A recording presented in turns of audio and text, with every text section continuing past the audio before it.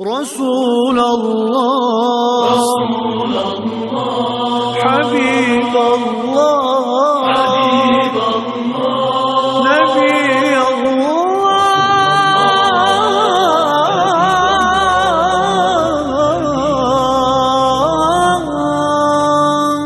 شفيع أعوذ بالله من الشيطان الرجيم بسم الله الرحمن الرحيم الحمد لله والصلاة والسلام على رسول الله وعلى آله وصحبه ومن والاه السلام عليكم حرمة القرنداشlar biz oldingi Arsh A'lodan kelgan nido degan darsimizda Rasul Akram sallallohu alayhi va sallamning 15 yoshga kirgichilik hayotida yuz bergan muhim voqealiklarni samanlarga sungan edik. Bugün Rasulullah'ның 15 yoshga kirgan vaqtidan tatib so'zlamoqchi. Rasulullah 15 yoshga kirgan vaqtda o'zining turmushini o'zi qandash uchun, o'zining halol emgiki bilan qon tari bilan jon beqish uchun Mekkadagi kishilarning qo'yini ma'lum haq elib biqpagan. Chunki tog'isi Abu Talib ballarijiq qo'l qisqa odam bo'lganlikdan Rasulullah mushu orqali tog'isiga yordam bermoqchi va o'zi ham o'zi tepib yeyishni so'yganlikdan bo'lgan. Rasulullah qo'yboq dedi. Rasul Akram sallallohu alayhi va sallam hadis sharifda ma min nabiyyin illa wara'al ghanam degan. Har qanday bir payg'ambar qo'y boqqan degan. Demak Alloh subhanahu va taolo insoniyatga avatgan 124 ming payg'ambarning hammasi hayotida qo'y boqqan. Ulamolar bu haqda ba'zi masalalarni bu qo'y beqishdagi hikmatlarni o'ttir qo'yib, birinchisi qo'y boqqan odamning psixikasida va ruhiyatida sabrchanlik yetildi degan. Ikkinchisi qo'y boqqan odamda mas'uliyat tuyg'usi tiklandi degan. Uchinchisi qo'y boqqan odamda bir xil kuyimchanlik o'zining boqqan qo'ylarga kuydigan, ichi og'irtadigan, samimiy bo'ladigan Muşundaq bir ruhiyet yetildi. Şu sebepten Allah subhanahu wa ta'ala özününki hikmetide muşu peygamberlerine koy bakkuzgan deyildi. Her halda Resul Ekrem sallallahu aleyhi ve sellem malum vakit koy baktı ve malum vakit ticaret bilen şugullandı. Şundaq qilib Resul Ekrem sallallahu aleyhi ve sellem öz kavminin içinde samimiy sodiq odam degan nom sharafga erishdi. Rasulullahni Muhammad deb chaqirmasdan al-amin deb chaqiradi. Al-amin degani samimiy sodiq rostchil degan bo'ldi qarindoshlar. Mana bu Rasulullah 15 yoshidan tortib 25 yoshga kirgichilik mana bu nomni oldi.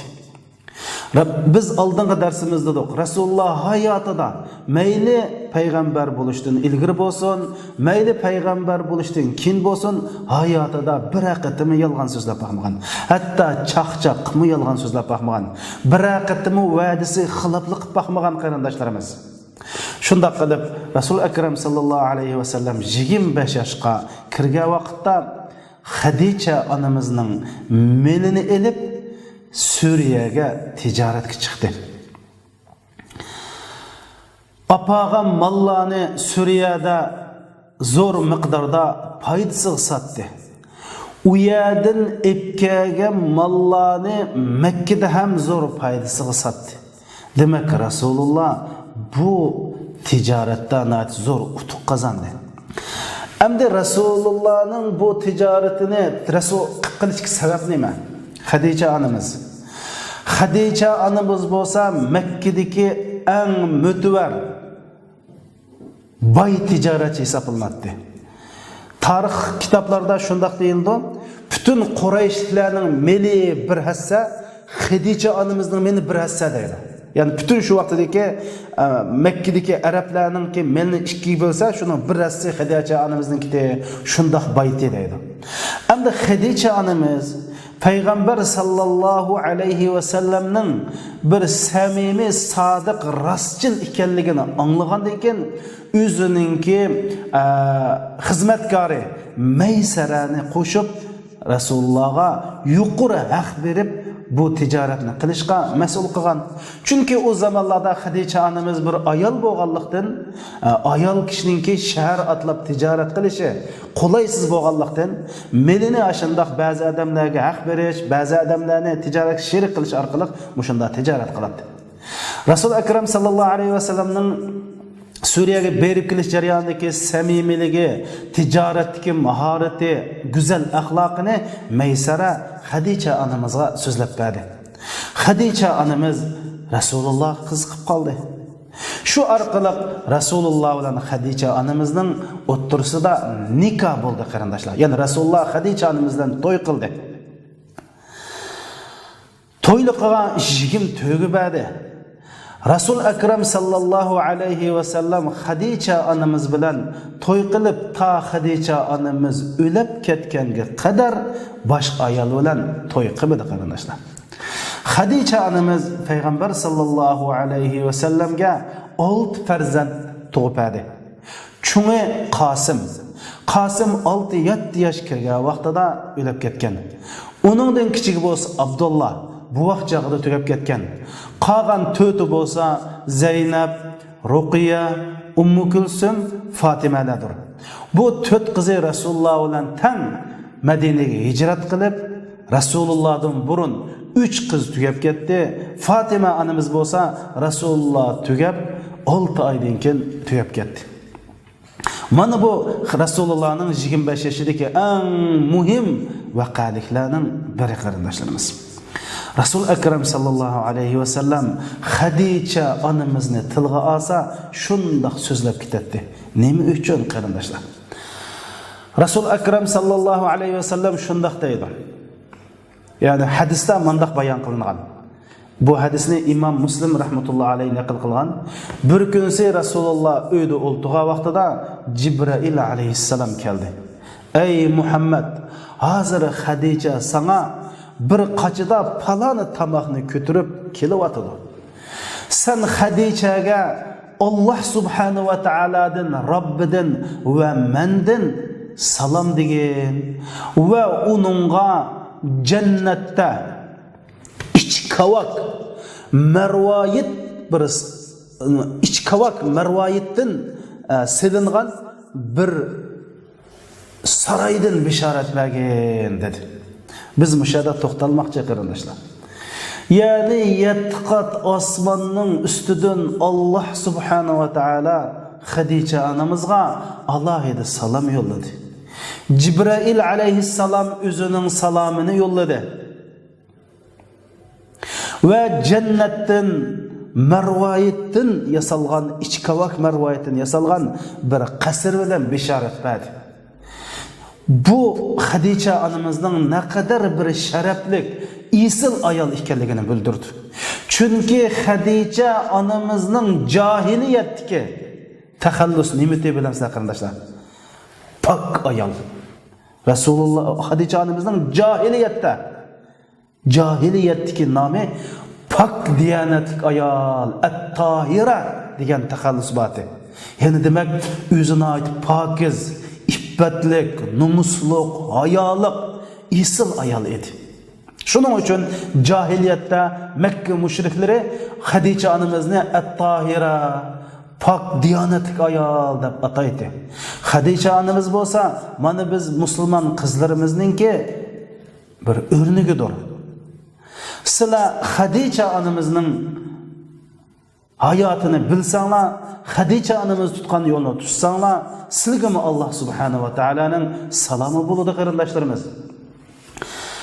Xadicha onamizning mush Allohning va Jibrilning salomiga qandoq javob qaytarganligini bilsak, Xadicha onamizning naqadar aqlli bir ayol ekanligini bila olamiz. Nim dedi Cibril? Ey Muhammed, Hadice hazır kilvatıdı, onunla Allah'tan ve menden salam et depti. Peygamber Aleyhisselam Cibril Hadice anımız kelgenden keyin hazır Cibril kelip muşunda dedi degan chog'da Hadice anımızdan deb javob bergan. Allah salamdır. Bütün salam Allah'a qaytıdı ve sana salam bolsun dedi. Bu salam degan nima degan gap qardoshlar? Salam degan tinchlik degan gap, xotirjamlik degan gap. Yani Allah'dan sana xotirjamlik bolsun debdi Ayşe anamızdan dedi. Allah'ın özü xotirjamlikdir dedi. Yani bütün xotirjamlik Allah'dan keldi dedi. Yani Allah bize o'xshash, biz assalomu alaykum desek, biz birisi bizga assalomu alaykum desa biz va alaykum assalom deymiz. Sang tinchlik bo'lsin desa biz sang tinchlik bo'lsin deymiz. Ammo Hadice anamiz Allohim tinchlik bo'lsin demadi. Chunki bandadan ilohga Alloh tinchlik bo'lmaydi.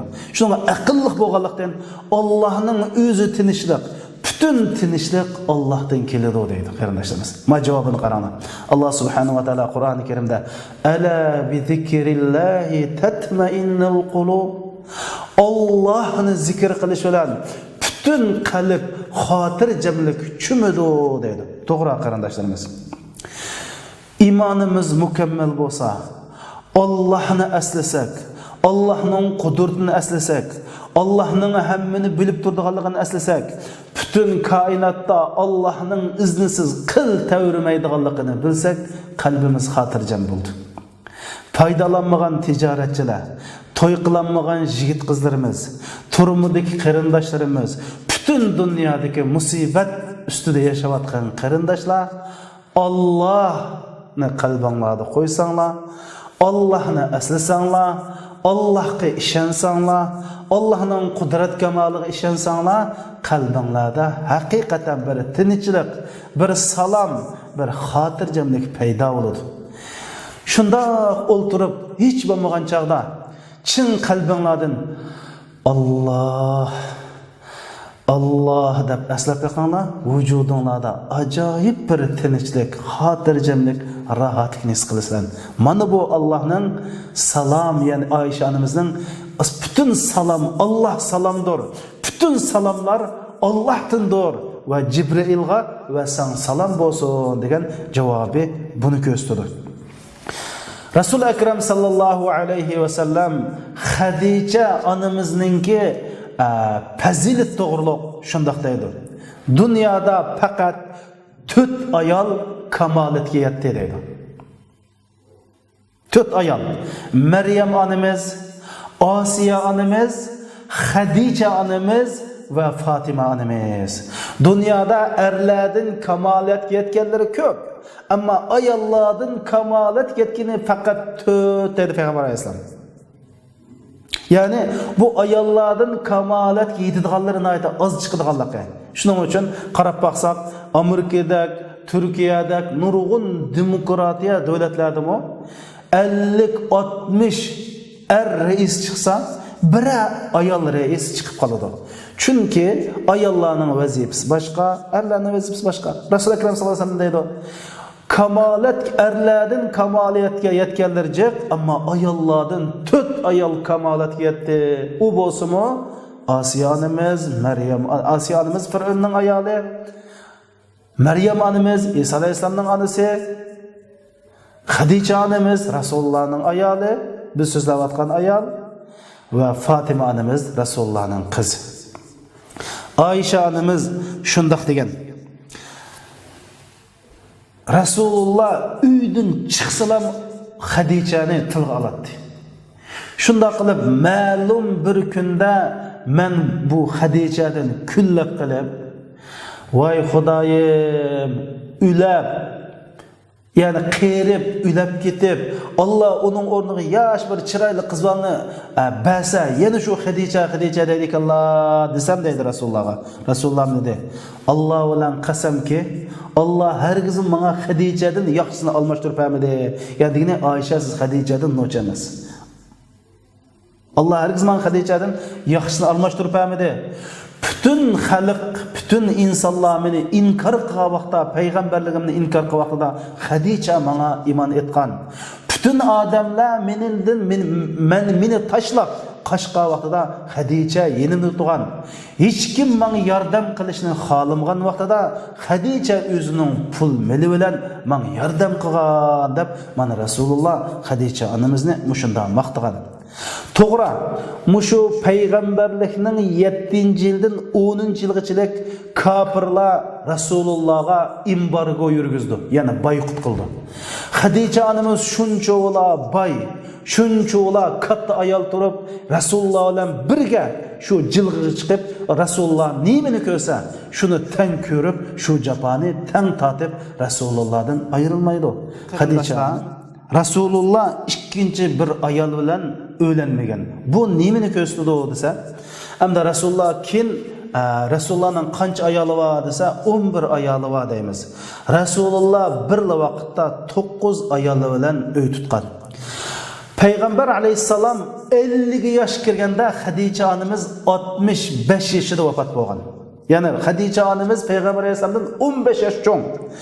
Endi Rasululloh 9 ayolini bir vaqt tutgan vaqtida nurg'un odamlar, kafirlar Rasulullohni ayolparast, shahvani farast deb mushunda tuhmat qildi. O'ylab boqinglar. Rasululloh tunji olgan ayoli o'zidan 15 yosh cho'ng. Yana kelib shu ayoli bilan saq Rasululloh 25 yil uy tutdi qarindoshlar.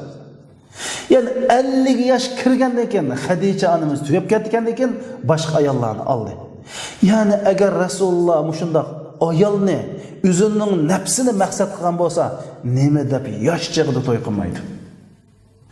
Biz 50 yoshga berib qolgan vaqtida bir odamni, endi bu odamninki bir ayollarga bir havas qildi desak, hammamiz bilamiz 50 yosh. Onundan keyin Rasulullohning keyingi hayotini tushansanglar, keyingi hayotini, bu ayollar bilan nima deb to'y qildi, maqsad nima, buni keyingi darslarimizda sizlarga bayon qilib beramiz. Shuning uchun va mush Rasulullohning ko'p ayol elishlik maqsad va islomdagi 4 ayollik bo'lish degandek mush ishlarni sizlarga mush dars jarayonida yo'ritib beramiz qarindoshlar.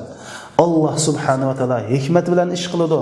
Nurgun qizlarimiz, nurgun kişiler bu dinimizdeki nurgun meselelerini düşünmegenlikten qalaymakan bildirlaydı.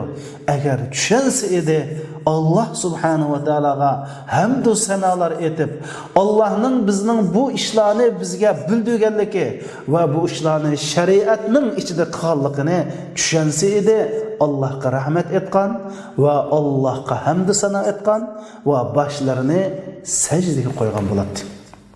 İnşallah bunu biz ders jarayonida keyingi qismlarda haqasanlarga sunamiz qarindoshlar.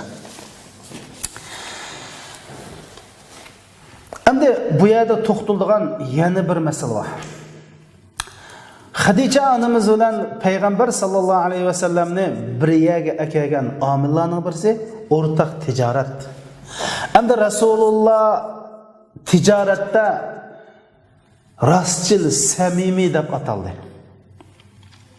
Har bir mu'min, musulmon tijoratchi tijoratda utuq qozonmoqchi bo'lsa, tijoratida bir barakat bo'lishni orzu qilsa, chuqur rostchil, samimiy, sodiq bo'lish kerak.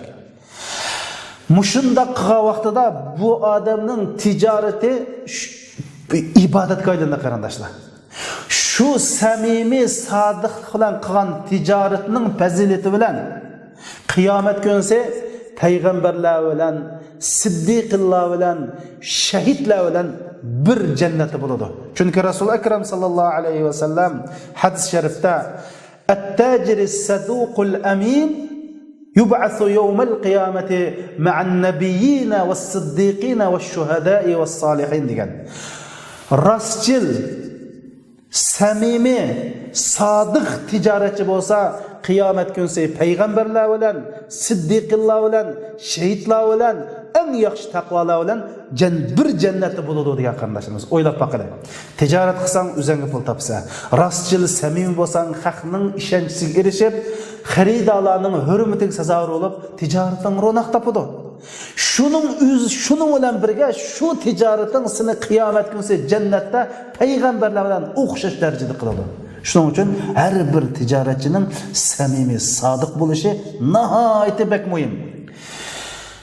ikkinchisi qarindoshlar, bu shu tijoratda Rasul shu samimiy bo'lishning haqida Rasul akram sallallohu alayhi vasallam shunday deydi. Alloh subhanahu va taolo mendaq degan. Ana salisus sharikayn deydi. Men ikki odam o'xshash sherik bo'lib tijorat qilsa, uchinchisi men deydi. Ya'ni bu sherik bo'lib tijorat qilishni Alloh bak yaxshi ko'rdi. Malam yaxuna dedi. Bir-biriga xiyonatlik qilsa ikki sherik tijoratchi, ularning sepida men bor, ammo xiyonat qilsa uni tashlab ketaman dedi. Tijoratdan vayron bo'ldi. Mush Abu Hanifa rahmatullohi alayhining oldiga qarindoshlar, bir ayol bir yipak chaponni ko'tarib keldi. Şuan Abu Hanif rahmetullah aleyh bu çapanı, bu kiyimni neç pulga sapsiz depti, 100 dirhemga satma depti Abu Hanifa. Bunu uningda mijaq aldı o dedi. Qancha aldı depti, 200 gal, amsi 200 ga satay dedi. Abu Hanif rahmetullah aleyh uningda mijaq aldı o depti, 300 ga satay dedi. Uningda mijaq aldı o depti.